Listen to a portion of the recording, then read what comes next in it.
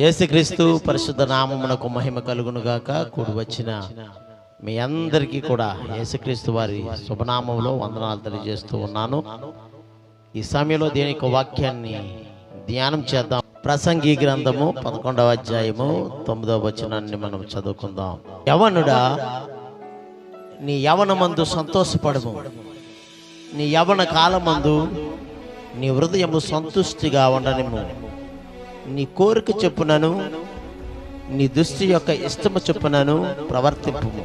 అయితే వీటన్నిటిని బట్టి దేవుడు నిన్ను తీర్పులోనికి తెచ్చునని జ్ఞాపకం ఉంచుకొనుము. యవనుడాని యవనమందు సంతోషపడమంటే నీవు కలిగి ఉన్న దేవుని బట్టి సంతోషించమని దేవునికి వాక్యం తెలియజేస్తే, లోకంలో యవన బిడ్డలు కైనీళ్ళని బట్టి, సినిమాలను బట్టి, సిగరెట్లను బట్టి, బైకుల మీద సెకండ్లు కొట్టడం, చాటింగ్, డేటింగ్, సినిమాలు, షికార్లు, బీర్లు, బార్లు, ఇదే ఎంజాయ్ అనుకుంటున్నారు. అయితే దేవుడు ఒక మాట చెప్తున్నాడు, ఏంటో తెలుసండి, వీటన్నిటిని బట్టి దేవుడు నిన్ను తీర్పులోనికి తెచ్చునని జ్ఞాపకం ఉంచుకోనము. దేవునికి స్తోత్రం. యవనుడాని యవనమందు సంతోషపడమంటే ఈ బీర్లు, బార్లతో, సినిమాల శిఖరాలతో కాదు. కానీ ప్రియా దేవుని బిడ్డలారా, మన కలిగిన దేవుని బట్టి, దేవుని యొక్క వాక్యాన్ని బట్టి దేవుడు మనల్ని సరైన మార్గంలో పెడుతున్నాడు కాబట్టి దాన్ని బట్టి మనం సంతోషించాలే తప్ప ఈ వాక్యాన్ని వారికి అనుకూలంగా మార్చేసుకుంటున్నారు చాలా మంది యవన బిడ్డలు. ఏమంటే, యవ్వనుడా నీ యవనమందు సంతోషపడము. యవనమందు సంతోషపడమనంటే బీర్లతో, బార్లతో, గర్ల్ ఫ్రెండ్, బాయ్ ఫ్రెండ్స్తో కాదు, వీటితో సంతోషపడాలనుకున్నారు. ఇంకా అక్కడ వాక్యం ఉంది, నీ కోరిక చొప్పున నీ దృష్టి యొక్క ఇష్టము చొప్పున ప్రవర్తింపము. అంటే నీ కోరిక చొప్పున దేవుడు ప్రవర్తించమన్నాడు కదా, నీ ఇష్టం చొప్పున ప్రవర్తించమన్నాడు అని చెప్పేసి వాళ్ళకి ఇష్టం వచ్చినట్లుగా వాళ్ళు ప్రవర్తిస్తున్నారు యవన బిడ్డలు. యవ్వనుడా నీ యవ్వనమందు సంతోషపడము అంటే దేవుని బట్టి మనం సంతోషించాలి, దేవుని బట్టి ఆనందించాలి. నీ యవ్వన కాలం ముందు నీ హృదయమును సంతుష్టిగా ఉండనేమో అని దేవుడు మాట్లాడు. నీ కోరిక చెప్పున, నీ ఇష్టము చెప్పున ప్రవర్తించమంటే వాళ్ళకి ఇష్టం వచ్చినట్లుగా ప్రవర్తిస్తున్నారు. యవన బిడ్డలు చాలా మంది పాడైపోతున్నారు. ఆడబిడ్డలు మనం చూసినప్పుడు, పురుషులను చూసినప్పుడు కిటికీల డ్రెస్సులు వేస్తుంటారు ఆడలు. ఏ డ్రెస్ అంట? కిటికీల డ్రెస్సులు, రెక్కల మీద కిటికీలు ఉంటుంటాయి. అంటే ఆ డ్రెస్ ఎందుకు వేసుకుంటున్నా? మన శరీరాన్ని కప్పుకోవడానికి, శరీరాన్ని దాచుకోమని దేవుడు వస్త్రాలను ఇస్తే, యవన బిడ్డలు పురుషులు ఏం చేస్తున్నారంటే ఆ ప్యాటర్న్ కటింగ్లు, గీతలు మోకాల దగ్గర చిన్న కటింగ్ చేసేస్తాను, పడిపోతే సిరిగిపోతుంది కదా, అది ఫ్యాషన్ అంట. దేవునికి స్తోత్రం. ఆడవాళ్ళు ఏం చేస్తారు? కిటికీలు, రెక్కల మీద కిటికీలు. కాబట్టి యవ్వనుడాని యవనమందు సంతోషపడమని ఇష్టం చెప్పున నీ కోరిక చెప్పున ప్రవర్తించమంటే ఎలా కాదు. నీవు ఏదైతే చేస్తావో అది మంచిదైనా సరే, చెడ్డదైనా సరే, తీర్పు నుండి మాత్రం ఎట్టి పరిస్థితుల్లోనే తప్పించుకోలేము. మనం ఏదైతే చేస్తామో అది మంచిదైనా సరే, చెడ్డదైనా సరే, తీర్పు నుండి మాత్రం ఎట్టి పరిస్థితుల్లోనే మనం తప్పించుకోలేమనే సంగతి మాత్రం మర్చిపోకూడదు. దేవునికి స్తోత్రం. చూద్దాం, బైబిల్లో కొంతమంది ఈ విధంగా ఉన్నారు. యవనుడాని యవనమందు సంతోషపడము, నీ యవన కాలమందు సంతుష్టిగా ఉండు, నీ కోరిక చెప్పున, నీ ఇష్టం చెప్పున ప్రవర్తించమంటే ఆ కిందని మాట మాత్రం చెప్పట్లేదు. అయితే వీటన్నిటిని బట్టి దేవుడు నిన్ను తీర్పులోనికి తెస్తాడనే జ్ఞాపకం ఉంచుకోమని దేవుడు చెప్తే అది వదిలేశారు. సంతోషపడమంటే వాళ్ళ ఇష్టం వచ్చినట్లుగా ప్రవర్తిస్తూ ఉన్నారు. బైబిల్లో కూడా అలాంటి వాళ్ళు ఉన్నారు. వాళ్ళని మీకు నేను ఒక నలుగురిని చూపించాలని ఆశపడుతున్నాను. మొదటిది 2వ సమూయేలు గ్రంథము 13వ అధ్యాయము 2వ వచనం. దావీదు కుమారుడు అబ్షాలోమునకు తామారు అనే ఒక సుందరవతికు సహోదరి ఉండగా, దావీదు కుమారుడు అమ్నోను ఆమెను మోహించాడు. దావీదు కుమారుడు అబ్షాలోము చెల్లెలు, ఆమె పేరు తామారు. దావీదు కుమారుడు అమ్నోను అంటే అబ్షాలోము దావీదు కొడుకే, అమ్నోను దావీదు కొడుకే. ఈ తామారు ఎవరంటే దావీదు కూతురు. ఈ అమ్నోను తన చెల్లెలైన తామారును బట్టి ఆమెను మోహించాడంట. ఎవరన్నా చెల్లెల్ని ఆమెను మోహించి ఆమెను ఎలాగైనా అనుభవించాలని ఆలోచన కలిగి రోజు రోజు ఏమైపోతున్నాడంటే చింతాక్రాంతుడుగా ఉంటున్నాడంటే ఆమెను ఏమి చేయవలనో దుర్లభమని అమ్నోను గ్రహించి, నిజమే చెల్లెలు కదా, ఆమెను ఏమి చేయాలన్నా దుర్లభమే. మరి తెలిసి ఎందుకు అలాంటి చెడు బుద్ధి, ఎందుకు అలాంటి దురాలోచన? దుర్లభమని గ్రహించి చింతాక్రాంతుడు తన చెల్లెని తామాను బట్టి చిక్కుపోతున్నాడంట. అమ్నోనుకు మిత్రుడు ఒకడు ఉండెను. అతడు దావీదు సహోదరుని సిమియా కుమారుడు. అతని పేరు యోహానాదాబు. ఈ యోహానాదాబు బహు కపటము గలవాడు. ఈ ఫ్రెండ్ ఎలాంటి తెలుసండి? అమ్నోను ఫ్రెండ్ ఎలాంటి? మంచోడు చెడ్డోడా? మన స్నేహం ఎవరితో చేయాలి? మంచోడితో చేయాలి. అమ్నోనుకి ఒక మిత్రుడు ఉన్నాడు, ఒక స్నేహితుడు ఉన్నాడు. అలాంటి వాడు ఎలాంటి అంటే బహు కపటం గలవాడు. వాడు ఏమి ఆలోచన ఇస్తున్నాడో తెలుసా? అమ్నోనికి ఏమి ఆలోచిస్తా చదివితే మనకు అర్థమవుతుంది. రాజకుమారుడు నీవు నానాటికి చిక్కుపోవటకు హేతువేమని సంగతి నాకు తెలియజేయమనగా, అమ్నోను నా తమ్ముడుకు అబ్షాలోము సహోదరి అయిన తామారు నేను మోహించి ఉన్నానని అతనితో అనెను. యోహానాదాబు, నీవు రోగినైనట్టు నటించు. ఏం చెప్తున్నట్టు సలహా? ఎందుకంటే కపట ఫ్రెండ్ కాబట్టి అలాంటి ఆలోచనలు వస్తాయి. నువ్వు రోగి అయినట్టు నటించు, నీ మంచం మీద పండుకో. నీ తండ్రి నీ దగ్గరకు వచ్చి నేను చూసినప్పుడు, నీ తండ్రి వస్తాను నేను అడుగుతున్నప్పుడు నీ తండ్రితో ఏం చెప్తావంటే, నా చెల్లెలైన తామారు చేతి భోజనం తినాలని నువ్వు చెప్పు. అప్పుడు నీ చెల్లెల్ని దావీదు నీ గదిలోనికి పంపిస్తాడు. చూడ ఎంత ఆలోచనలో అని ఆ మిత్రుడు సలహాలు ఇస్తున్నాడు. ఆ విధంగానే రోగి అయినట్టుగా వ్యాసం వేసుకొని మంచం మీద పడుకుంటే దావీదు వస్తాడు. ఏంటి నా కుమారుడు అని అడుగుతుంటే, నా చెల్లెలు చేతి భోజనం తినాలనుకున్నా అంటే పాపం ఆయమరం లేని దావీదు ఏం చేస్తాడంటే తన చెల్లెల్ని అప్పాలు చేసి తన కూతుర్ని తామారిని అప్పమ్మల చేతికిచ్చి పంపిస్తే ఈయన ఏం చేస్తాడు? దుర్మార్గుడు ఆమెను పాడు చేస్తాడు. ఎవరో అన్నయ్య. లోకం ఎటువైపు చూస్తుంది ఈ రోజుల్లో? ఈరోజు మనం చెప్పుకోబోయే అవసరం ఎటువైపు నీ చూపులు, ఏమిటి నీ కోరికలు? మన చూపులు ఎటువైపు ఉన్నాయి? మన కోరికలు ఏంటి? వాయా వరస లేకుండా లోకంలో స్త్రీలు కానీ పురుషులు కానీ వాయా వరస లేకుండా సొంత చెల్లెల్ని పాడు చేసే స్థితికి వెళ్ళిపోయాడట అమ్నోను. చూపులు చెల్లెల మీదకి మల్లయ్యట చింతాక్రాంతుడై తన కోరిక చేత చిక్కుపోతున్నాడంట. చివరికి ప్రియాదేవుడరా తన కోరుకున్నట్టుగానే చేసేసాడు. తను కోరుకున్నట్టే చేశాడు. ఫలితం చివరికి అమ్నోను ఏమైపోయాడు తెలుసండి? చచ్చిపోయాడు, ప్రాణం కోల్పోయాడు. యవ్వనుడా, నీ యవ్వనమందు సంతోషపడుము. నీ కోరిక చొప్పున, నీ ఇష్టం చొప్పున ప్రవర్తించమంటే ఇలాంటి కోరికలు, ఇలాంటి ఇష్టాలు కాదు. జాగ్రత్త పడాలి. మన దేవుని యొక్క వాక్యాన్ని బట్టి, దేవుని యొక్క మాటను బట్టి, మనం కలిగిన దేవుని బట్టి సంతోషించాలి, మనం కలిగిన దేవుని బట్టి ఆనందించాలి తప్ప ఇలాంటి కోరికలు, ఇలాంటి ఇష్టాలు కాదు నెరవేర్చుకోవాల్సింది. రెండో విషయాన్ని కూడా చూద్దాం.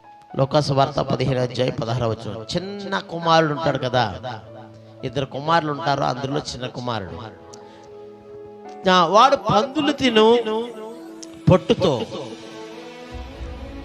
కడుపు నింపుకొని ఆశపడ్డాడంట. దేవుడికి స్తోత్రం. యవ్వనుడా, నీ యవ్వన కాలమందు సంతోషపడము అంటే ఇష్టం వచ్చినట్లుగా ప్రవర్తించమని కాదు, అక్కడ దేవుని బట్టి సంతోషించాలని. ఇక్కడ తన సొంత చెల్లెలైన తామారును బట్టి మరి ఆ కోరిక తీర్చుకొని చివరికి తన ప్రాణాన్ని కోల్పోయాడు అమ్నోను. రెండోదిగా తప్పిపోయిన కుమారుడు. ఒక తండ్రి గారికి ఇద్దరు కొడుకులు ఉంటారు, అందులో పెద్ద కుమారుడు తండ్రి దగ్గరే ఉంటాడు. కానీ చిన్న కుమారుడు తన ఆస్తిలో వచ్చే బాగా నెమ్మనే తండ్రి దగ్గర నుంచి ఇప్పుడు పెళ్ళి అయిన తర్వాత వాటర్లు వేసుకోవాలి. పడకపోతే వాళ్ళిద్దరికీ పడకపోతే, పెళ్లి కాకముందే తన వాటాని, తన ఆస్తిని పంపకాలు చేయమన్నాడు. తన వాటాన్ని తీసుకున్నాడు, దాన్ని డబ్బుగా మార్చుకున్నాడు. ఎక్కడికి వెళ్ళిపోయాడంట చిన్న కుమారుడు? దూర ప్రాంతం వెళ్ళిపోయి దుర్వ్యాపారం చేశాడంట. వేశ్యలతో సాంగత్యం చేశాడు. అధిక ఫ్రెండ్స్. ఎంజాయ్ చేయడం అంటే ఫ్రెండ్స్ కాదు. బైబిల్ గ్రంథంలో చాలా మాటలు ఉన్నాయి. ప్రతి సహోదరుడు తంత్రగొట్టి ఉండి నీ సహోదరుడు కొంప ముంచేవాడుగా ఉన్నాడు కాబట్టి జాగ్రత్తగా ఉండాలని అన్నాడు. బయటికి మంచివాడుగానే కనబడతాడు, మీలో మంచివారు ముళ్ళు లాంటి వారు అన్నాడు. ఫ్రెండ్స్ తో సహవాసం చేశాడు, వేసులతో సాంగత్యం చేశాడు. తన డబ్బంతా కూడా ఏం చేసి దూర ప్రాంతం వెళ్ళిపోయి దుర్వ్యాపారం చేసి పాడు చేసుకున్నాడు. చివరికి ఇంటి దగ్గర డబ్బు అయిపోతున్న సమయంలో ఒక్కొక్కడు ఏమో జారిపోతున్నారు. ఆ వేసులు వెళ్ళిపోయారు, వీళ్ళు వెళ్ళిపోయారు. చివరికి ఏమైపోయాడు? ఏకాకి అయిపోయాడు, ఒంటరి అయిపోయాడు.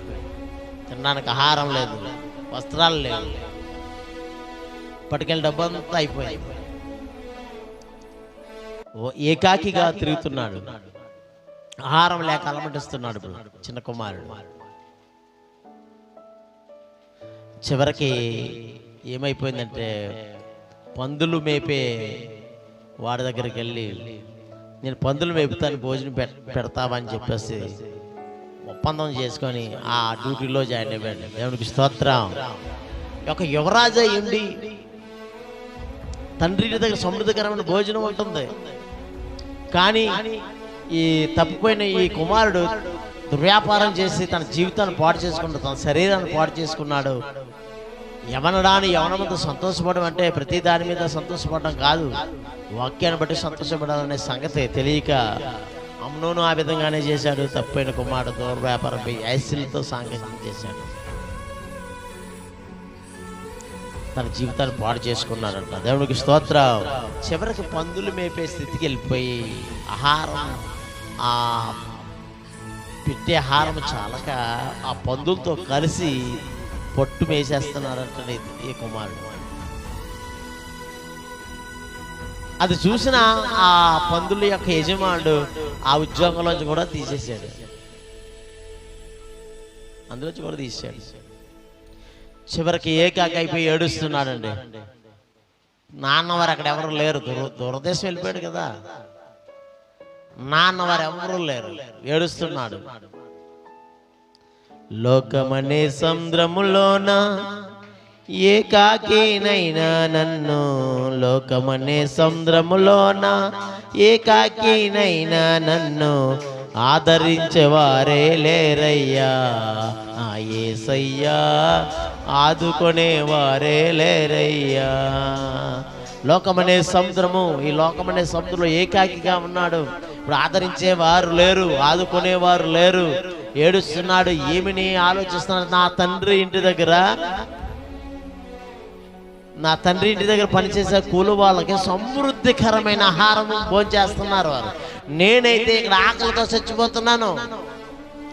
లేదు నేను తిరిగి వెళ్ళిపోవాలని ఆలోచన కలిగి నా తండ్రికిని దేవుడికిని పరలోకానికి తండ్రికిని విరోధంగా పాపం చేశానని చెప్పేసి చెప్పుకుంటున్నానని చెప్పేసి తీర్మానం చేసుకొని బయలుదేరి వచ్చేస్తున్నాడు తప్పిపోయిన కుమారుడు.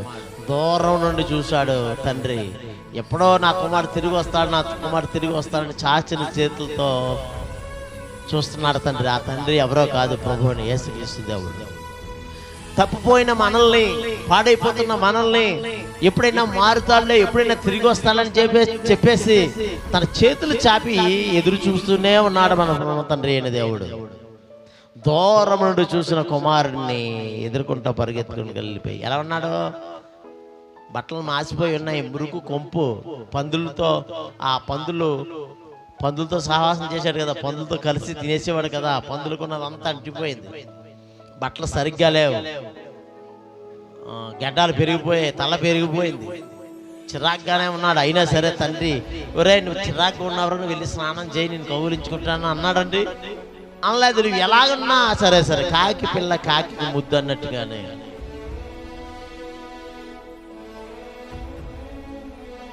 దూరం నుండి కుమారుని చూసి పరిగెత్తుకొని వెళ్ళిపోయి కౌగులించుకొని ముద్దు పెట్టాడు అంటాడు. దేవునికి స్తోత్రం. మన పరమ తండ్రి ప్రేమ అలాంటిది. ఎన్నో తప్పులు చేసాం మనం, ఎన్నో పాపాలు చేసాం, దేవునికి విరుద్ధంగా బ్రతుకుతున్నాం. అయినా సరే దేవుడు మనల్ని ఏం చేస్తున్నాడు? ప్రేమిస్తూనే ఉన్నాడు, అసహించుకోలేదు. మనం అలాగని చెప్పేసి ఇంకా తప్పులు చేస్తూ ఉంటామా, ఇంకా పాపాలు చేస్తూ ఉంటామా? ఉండకూడదు. ఈ చిన్న కుమారుని చూపులంట, నేను చెప్తాను కదా, ఎటువైపు నీ చూపులు, ఏమిటి నీ కోరికలు, ఇది మన అంశం. అమ్నోను చూపులు చెల్లెల మీదకి వెళ్ళాయి. రోజు రోజు చిక్కిపోతున్నాడు, తన కోరికను తీర్చుకున్నాడు. కానీ చివరికి దాని ఫలితం ఏంటంటే ప్రియా దేవుని బిడ్డలారా, మరణం. ఇక్కడ కూడా తప్పిపోయిన కుమారుడు, చిన్న కుమారుని చూపులు రంగుల ప్రపంచం మీదకి వెళ్ళిపోయాయి. చిన్న కుమారు యొక్క చూపులు రంగుల ప్రపంచం మీదకి వెళ్ళిపోయాయి. చివరికి ఏమైందంటే ఫలితం పందులు పొట్టు తినే స్థితికి వెళ్ళిపోయాడు. దేవుడికి స్తోత్రం. మూడో విషయం చూద్దాం. న్యాయాధిపతుల గ్రంథము 16వ అధ్యాయం మొదటి వచనం చదువుకుందాం. తరువాత సంసోను గాజాకు వెళ్ళి వేశ్యనొకతను చూచి ఆమె యొద్ద చేరెను.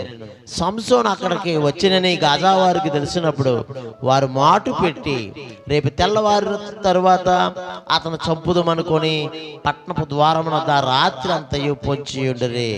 సంసోను మధ్యరాత్రి వరకు పండుకొని మధ్యరాత్రి లేచి పట్టణపు తలుపులు వాటి 2 ద్వారబంధములను పట్టుకొని వాటి అడ్డుకర్రతోటి వాడిని ఓడబెరికి తన భుజం మీద పెట్టుకొని హెబ్రోనుకు ఎదురుగానున్న కొండనకు వాటిని తీసుకొని పోయాను. ఇది దేవుని చేత ఏర్పరచబడిన వారు సంసోను. దేవుని చేత ఏర్పరచబడిన సంసోను యొక్క చూపులు మాత్రము ఒక వేశ్య మీదకి మళ్ళయ్య. ఈయన గురించి మనం ఆలోచన చేస్తే సింహాన్ని సహితము చీల్చి వేసిన వాడు ఈయన. సంసోను యొక్క బలం అలాంటిది. సింహాన్ని సహితము ఏం చేశాడంటే చీల్చి వేసేసాడు. పచ్చి గాడిద దవడ ఎముకతో 1000 మందిని చంపేశాడు. పచ్చి గాడిద యొక్క దవడ ఎముకతో 1000 మందిని చంపినవాడు సంసోను. 300 నక్కలను ఏం చేశాడంట పట్టుకొని శత్రు పొలాలని నాశనం చేసిన వాడు. నక్కలకి తోకలకి ఏం చేశాడు, నిప్పి పెట్టాడు. అది పొలాల మీదకి వదిలాడు, శత్రువుల పొలాల మీదకి వదిలాడు. శత్రువుల పొలాలన్నీ ఏం చేసేయట, నాశనం చేసేయట. దేవునికి స్తోత్రం. 300 నక్కలు పట్టుకొని శత్రువుల పొలాలను నాశనం చేసిన వాడు ఈ సంసోను. ఏ కళ్ళైతే ఆ వేసిని చూసాయో ఆ కళ్ళే, ఆ 2 కళ్ళే పెరికి వేయబడ్డాయి. ఎక్కడ అది కూడా ఎక్కడంటే దాగోను దేవతకు బలిపశువుగా నిలబడ్డాడంట. ప్రియా దేవుని బిడ్డలారా చూసారా? అందుకే మన చూపులు ఎటువైపు, మన కోరిక ఏంటి? ఈ చూపులు ఎటువైపు చూసాడు? వేసే మీదకి వెళ్ళాయంటే చూపులు. అతని గురించి మనం ఆలోచించినప్పుడు అతను దేవుడు ఏర్పరచుకున్నవాడు, బలవంతుడు. అంత మాత్రమే కాదు ప్రియా దేవుడా, సింహాన్ని సహితము చీల్చివేసిన వాడు, 300 నక్కలతో తన శత్రువు యొక్క పొలాలను నాశనం చేసిన వాడు, గాడి యొక్క పచ్చి దవడ ఎముకతో 1000 మందిని చంపిన వాడు. ఇలాంటి వాడంట ప్రియ దెలీలా అనే ఒడిలో పడుకొని చివరకు ఏ కళ్ళుతో అయితే ఆ స్త్రీని చూశాడో ఆ 2 కళ్ళు దాగోను దేవత గుడిలో గొలుసులతో బంధించేసి తన 2 కళ్ళుని కూడా పెరికి వేసేసారు. దేవునికి స్తోత్రం. యవ్వనుండని యవ్వన కాలం మంది సంతోషపడమంటే ఇలా కాదు. అక్కడ వాక్యం ఉంది, నీ కోరిక చొప్పున నీ ఇష్టము చొప్పున ప్రవర్తించు. ఈ వాక్యాన్ని చాలా మంది తనకు అనుకూలంగా తీసుకు. బైబిల్ చెప్తుంది కదా, నీ కోరిక చొప్పున నీ ఇష్టం చొప్పున ప్రవర్తించమని. అయితే నా కోరిక అంటే ముందు తాగాలనే కోరిక, సినిమాలు చూడాలనే కోరిక, కాబట్టి నా కోరిక తీర్చుకుంటున్నానని చెప్పేసి ఈనాటి యవనస్తులు కోరిక చెప్పున. అయితే కింద ఒక మాట ఉంది కదా, అయితే వీటన్నిటిని బట్టి దేవుడు నిన్ను తీర్పులోనికి తీసుకొని వస్తాడనే సంగతి మర్చిపోవద్దన్నాడు. దేవుడికి స్తోత్రం. అమ్నోను చూపులు తన చెల్లైన తామారు వైపు మళ్ళీ రోజు రోజు చిక్కిపోతున్న తన కపటమిత్రుడైన యెహోనాదాబు ఏం చేశాడంట, దురాలోచన చెప్పాడు. అదేవిధంగా అమ్నోను చేసేసాడు. చివరికి తన ప్రాణాన్ని కోల్పోయాడు. చిన్న కుమారుడు కూడా తన ఆస్తిని పంపకం చేసుకుని దూర ప్రాంతం వెళ్ళిపోయి దుర్వ్యాపారం చేసి వేసులతో సాగం చేసి తన జీవితాన్ని పాడు చేసుకున్నాడంట. మూడోదిగా సంసోను దేవుడు ఏర్పరచుకున్నవాడు, కానీ దేవునికి ఇష్టకరంగా బ్రతకలేదు, తనకి ఇష్టం వచ్చినట్టుగా బ్రతికాడు. కాబట్టి తన 2 కళ్ళు కూడా ఒక దేవత గుడిలో, దాగోని దేవత గుడిలో 2 కళ్ళు కూడా పెరికివేయబడి. చివరిది ఆదికాండం 34వ అధ్యాయము మొదటి వచనాన్ని చదువుదాం. లేయా యాకోబునకు కనిన కుమార్తె అయిన దేనా ఆ దేశము కుమార్తెలను చూడవెళ్ళెను. ఆ దేశము నేరిన హివ్వీయుడైన హమోరు కుమారుడు షెకెము ఆమెను చూసి ఆమెను పట్టుకొని ఆమెతో సైనించి ఆమెను అవమానపరిచే. యాకోబుకు లేయాకి పుట్టిన కుమార్తె అయిన దేనా చూపులు ఎక్కడికి వెళ్ళాయంటే లోకం మీదకి వెళ్ళాయంట.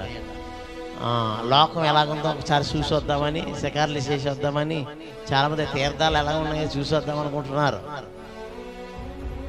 క్రైస్తవ బిడ్డలు కూడా తీర్థాలకి షికార్లకి ఒకసారి లోకం వైపు లోకంలోనికి వెళ్ళిందంట దేనా. దేవునికి స్తోత్రం, హల్లెలూయా. ఆ దేశపు కుమార్తెలు చూడడానికి వెళ్తే చివరికి అక్కడ జరిగిన సంగతి, ఆ దేశము నేలిన హివ్వీయుడైన హమోరు కుమారుడు షెకెము ఆమెను చూచాడు, ఆమెను పట్టుకున్నాడు, ఆమెతో పాపం చేశాడంట. ఆమెను పాడు చేసి అవమానపరిచాడంట. దేవుడికి స్తోత్రం, హల్లెలూయా. ఆ దేనా చూపులు లోకం మీదకి మళ్ళాయట. దేనా ఆ దేశపు కుమార్తెలను చూడాలనుకుంది, చివరికి చూడాలనుకుంది లోకంలోకి వెళ్ళింది. ఏమైందంటే ప్రియా దేని బిడ్డలారా, ఆ దేశ రాజకుమారుడు హమోరు కుమారుడు షెకెము ఆమెను చూచి ఆమెని అవమానపరిచాడంట. తద్వారా దేనా అన్నయ్యలు ఉన్నారు, దేనాకి అన్నయ్యలు ఉన్నారు కదా. ఈ దేనా అన్నయ్యలు ఆ వ్యక్తిని, ఎవరిని, షెకెమును, ఆ రాజకుమారుడు షెకెమును ఏం చేశారంటే చంపేసే నరహంతకులు అయిపోయారు. దేవునికి స్తోత్రం, హల్లెలూయా. అంతకలుగా మారవలసి వచ్చింది. ఎవరిని బట్టి? చెల్లిని బట్టి. కాబట్టి ఈరోజు నేను చెప్పేది ఏంటంటే, మన చూపులు ఎటువైపు? తీర్థాలతో మనకు పని ఏంటి అసలు? లోకం వైపు ఎందుకు మనం చూస్తున్నాం? రంగుల ప్రపంచం వైపు ఎందుకు చూడాలి? సీరియళ్ళు, సినిమాలు మనకు అంత అవసరమా? లోకంలోకి వెళ్ళాలనుకుందంటే దేనా. యాకోబునకు కనిన కుమార్తె అయిన దేనా ఆ దేశపు కుమార్తెలను చూడ వెళ్ళిందంట. ఎప్పుడు వెళ్ళలేదంట పాపం. ఆ రోజు ఆ దేశపు కుమార్తె చూడ వెళ్ళిందంటే, ఆ దేశంలో నేలిన హివ్వీయుడైన హమోరు కుమారుడు షెకెము ఆమెను చూసి ఆమెను పట్టుకొని ఆమెతో సైనించి ఆమెను అవమానపరిచి పంపించాడంట. ఈ అన్నయ్యలు వెళ్ళి ఆయన మీద పడి చంపేశారు. యవనుడా, నీ యవనమందు సంతోషపడము, నీ యవన కాలముందు నీ హృదయము సంతోషంగా ఉండనేము, నీ కోరిక చెప్పునను నీ ఇష్టము చెప్పునను ప్రవర్తింపు. అయితే వీటన్నిటిని బట్టి దేవుడు నేను తీర్పులోనికి తెచ్చినని జ్ఞాపకం ఉంచుకోనము. దేవునికి స్తోత్రం. నేను చెప్పాను కదా ఇందాక, ఒక విషయం మనం మర్చిపోకూడదు. అదేంటంటే ప్రియదేవుడు, నీవు ఏదైతే చేస్తావో, ఇక్కడ ఏదైతే చేశారో అది మంచిదైనా సరే చెడ్డదైనా సరే ఒకటి నాన్న, తీర్పు నుండి మాత్రం ఎట్టి పరిస్థితుల్లో మనం తప్పించుకోలేము. అక్కడ దేవుడు అది చెప్తాడు. వీటన్నిటిని బట్టి దేవుడు నిన్ను తీర్పులోనికి తీసుకొని వస్తాడని జ్ఞాపకం ఉంచుకోమంటున్నాడు. దేవునికి స్తోత్రం, హల్లెలూయా. కాబట్టి దేవుని బిడ్డలారా, యవనుడాని యవన కాలం సంతోషపడడం అంటే ఇష్టం చెప్పని ప్రవర్తించంటే మన ఇష్టం వచ్చినట్టుగా ప్రవర్తించమని కాదు. అక్కడ మన కోరిక చెప్పని చేయమంటే మనకి ఎన్ని కోరికలు ఉన్నాయి అన్ని కోరికలు తీర్చేసుకోవడం కాదు. ఇక్కడ అమ్నోని కోరిక ఎలాంటి కోరిక? అదేమో మంచి కోరిక. ఏంటంటే అమ్నోని కోరిక చదవాలి. 119వ కీర్తన 9వ వచనం. యవనస్తులు దేని చేత తమ నడతను శుద్ధిపరచుకొందురు. నడతలు సరిగ్గా లేవు కానీ దేన్ని బట్టి మన నడతలు, మన ప్రవర్తన సరి చేసుకోవాలంటే ప్రియా దేని బిడ్డలారా, నీ వాక్యమును బట్టి దాన్ని జాగ్రత్తగా చూచుకొని చేతనే కదా. దేవునికి స్తోత్రం. వాక్యాన్ని బట్టి మన జీవితాన్ని సరి చేసుకోవాలి. వాక్యం చెప్పినట్లుగా అనుసరిస్తే ఖచ్చితంగా లోకం వైపు మన చూపులు మళ్ళం. లోకం వైపు మన చూపులు వెళ్ళవు సరికదా. మన కోరికలు దురాలోచనలు మనకు రావని బైబిల్ చెప్తుంది. కాబట్టి దేన్ని బట్టి మనం సరి చేసుకోవాలంటే దేవునికి వాక్యాన్ని బట్టి మనం సరి చేసుకోవాలి. దేవుని యొక్క మాటలను బట్టి మనం సరి చేసుకోవాలి.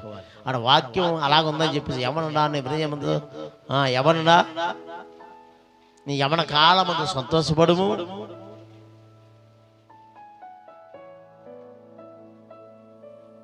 నీ కోరిక చెప్పినను నీ ఇష్టం చెప్పిన ప్రవర్తించుము అని చెప్పేసి ఆ వాక్యాన్ని బట్టి మన ఇందాక నేను ముందు చెప్పాను కదా, ఎంజాయ్ ఎవరు సెల్ఫ్ అని చెప్పేసి ఎంజాయ్ చేయడం కోసం బార్లు, బీర్లు, కైనీలు, గుట్కాలు, సినిమాలు, షికారులు, caller plans, boyfriends, chatting, dating, bikes మీద సక్కిర్లు కొట్టడం, యమన బిడ్డలు మనం చూస్తున్నాం. బైక్స్లు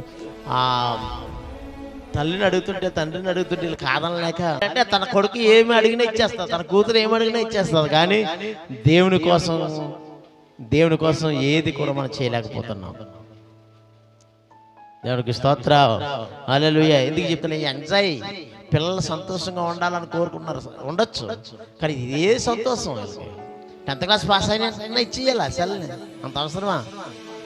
మా సుగుణకు ఇప్పుడు సెల్ లేదు, మా వాడికి సెల్, అది కూడా ఆ సెల్ ఎప్పుడు ఇచ్చేవాడు, కేరళ ట్రైనింగ్కి వెళ్తున్నాడు కాబట్టి ఫోన్ మాట్లాడుకోవడానికి అవదు కాబట్టి నా పాత సెల్ ఇచ్చాడు, అది కూడా కొత్త సెల్ కొని ఇవ్వలేదు నేను. దేవునికి స్తోత్రం, హల్లెలూయా.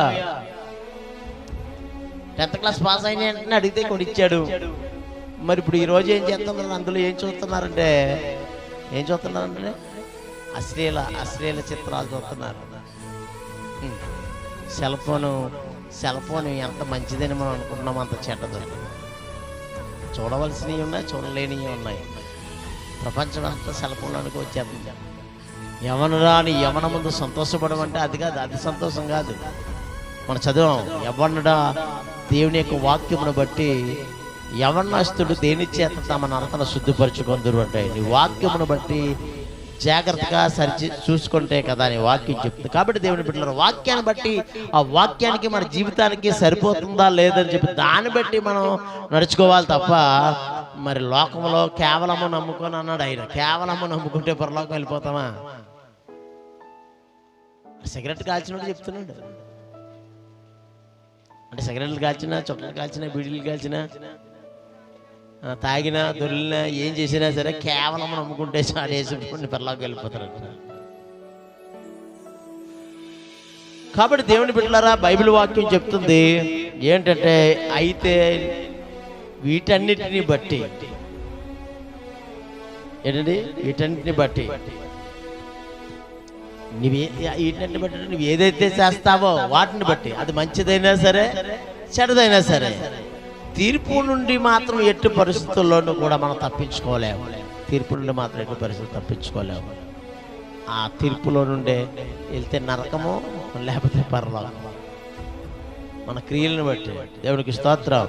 ముగించేస్తున్నాను. కాబట్టి దేవుని బిడ్డలారా, వాక్యం ఏం చెప్తుందంటే, వాక్యాన్ని బట్టి మనం సరి చేసుకోవాలి తప్ప వాక్యాన్ని మనకు అనుకూలంగా మళ్ళీ చేసుకొని మన ఇష్టం వచ్చినట్టుగా ప్రవర్తించకూడదని బైబిల్ చెప్తుంది. నేను మొదటిది ఏంటంటే, అమ్నోను చూపులు చెల్లెల మీదకి మళ్ళీ చింతాక్రాంతుడై తన కోరిక చేత చిక్కుపోతున్న సందర్భాల్లో తనకి ఒక ఫ్రెండ్ ఉన్నాడు. ఆడు ఎలాంటి అంటే కపటమైన ఫ్రెండ్ అని ఉంది అక్కడ.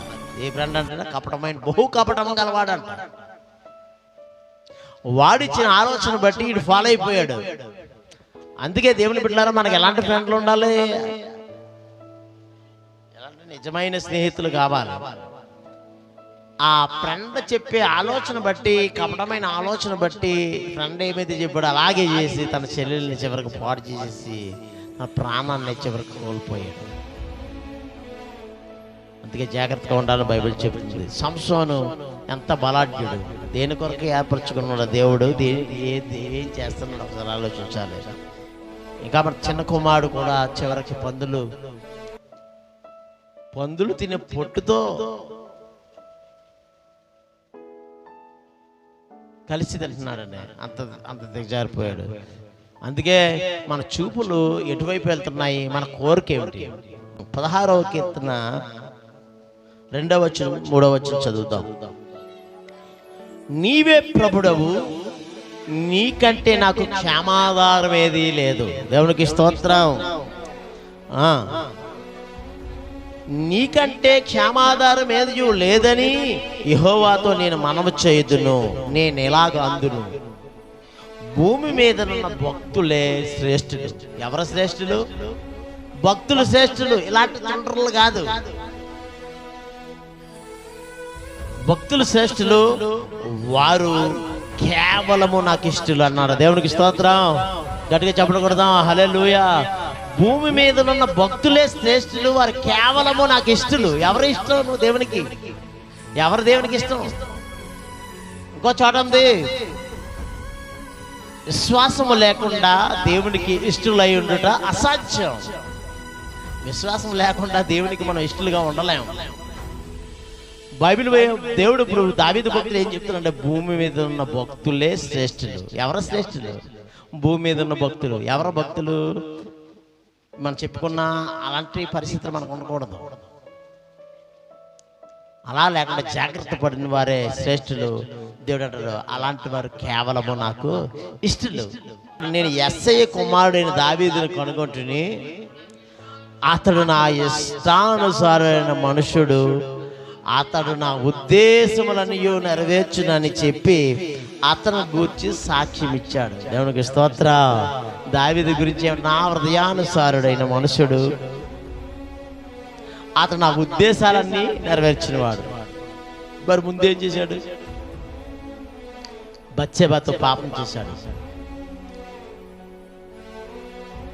దావీదు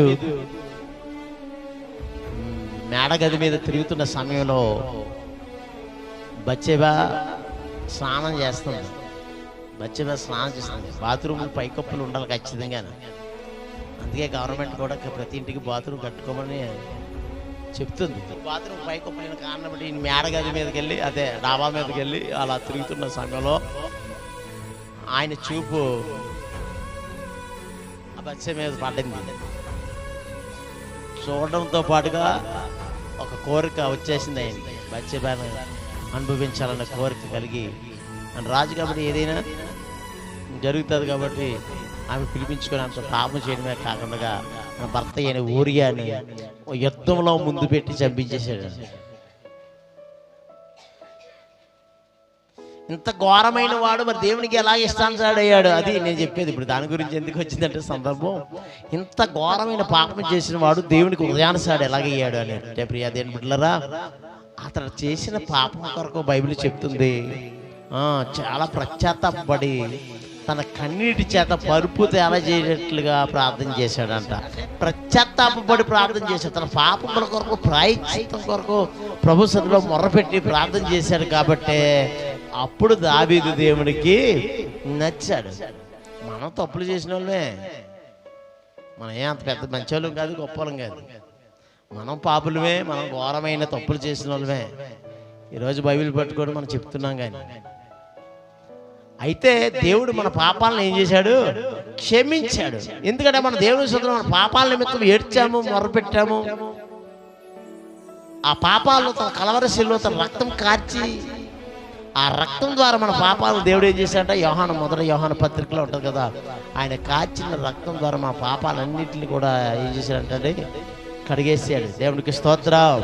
కాబట్టి అప్పుడు దావీదు దేవునికి ఇష్టానుసారుడు అయ్యాడు. మనం కూడా దేవునికి ఇష్టానుసారం ఎప్పుడు అవుతామంటే, ఇందాక భూమి మీద ఉన్న భక్తులే శ్రేష్ఠులు. అలాంటి భక్తి చేస్తే దేవునికి ఇష్టం అయిపోతాయి. ఎలాంటి భక్తి చేస్తే? యథార్థమైన భక్తి, నమ్మకమైన భక్తి చేస్తే ఖచ్చితంగా దేవునికి ఇష్టం అయిపోతాము. కాబట్టి మనం కూడా దేవునికి ఇష్టకరమైన బిడ్డగా జీవిద్దాము. మరి మాటలను బట్టి మన చూపులు ఎటువైపు ఉంటున్నాయి? టీవీల వైపా, లోకం వైపా? లోకం వైపు వెళ్ళిన దేనా చూపులు లోకం వైపు వెళ్ళాయంట. చివరికి తన జీవితం ఏం చేసి పాడు చేసుకొని వచ్చిందంట. మన చూపులు ఎటువైపు? మన కోరిక ఏంటి? ఎలాంటి కోరికలు కలిగి ఉన్నాం? ఒకసారి దురాలోచనలు కలిగి ఉంటే ప్రభు సందులో ప్రార్థన చేసి వాటన్నింటినీ తొలగించుకొని ప్రభు సందులో దేవునికి ఇష్టానుసారమైన కుమారుడుగా బ్రతుకుదాం. ఈ కొద్ది మాటలు దేవుడు దీవించును గాక. ప్రార్థన చేసుకుందాం. ప్రార్థన. మహాగణుడా, మహోన్నతుడా, కృప కలిగిన మా పరమ తండ్రి, మీకు వందనాలు. ఈ మధ్యాహ్న సమయంలో కొన్ని విషయాలు మీరు లేఖనాల నుండి మీరు మాతో మాట్లాడారు. ఈ వాక్యాన్ని బట్టి మేము సరి చేసుకొని ఈ వాక్యం ప్రకారం నడుచుకునేట్లుగా చేయండి. దురాలోచన మాలో ఉంటే తొలగించండి. మా చూపులు ఎటువైపో, మా కోరిక ఏమిటో, ఒకవేళ చెడు కోరికలు చెడు తలంపులు కలిగి ఉన్నట్లయితే వాటన్నిటినీ మీరే దూరపరిచి మీ రక్తంతో మమ్మల్ని పరిశుద్ధపరిచి మీకు ఇష్టకరమైన బిడ్డగా మేము ఉండడానికి మీరు సహాయం చేయండి. భూమి మీద ఉన్న భక్తులే శ్రేష్ఠులు అని చెప్పినావు. వారు కేవలము నాకు ఇష్టలు అని మాట్లాడారు. నిజమే, దావీదు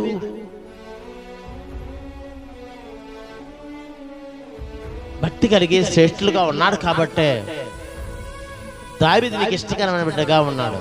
మేము కూడా ఆ విధంగా ఉండడానికి మాకు నేర్పించమని నీ వాక్యాన్ని బట్టి మేము సరిచేసుకొని నీ వాక్యం ద్వారా మా జీవితాన్ని మార్చుకొని లోకం వైపు చూడకుండా మీ వైపు చూస్తూ ముందుకు వెళ్ళడానికి వేరే సహాయం చేయమని యేసు నామములో ప్రార్థిస్తూ వేడుకొంచున్నాం తండ్రి, ఆమేన్. మన పరమ తండ్రి యొక్క దేవుని ప్రేమ, తన ప్రియ కుమారుడైన యేసుక్రీస్తు వారి కృప, పరిశుద్ధాత్మ యొక్క అన్యోన్య సహవాసం, సమాధానం, ఆదరణ ఇప్పుడును ఎల్లప్పుడూను కూడిన ప్రతి బిడ్డలకు భూలోకంలో పరిశుద్ధులందరికీ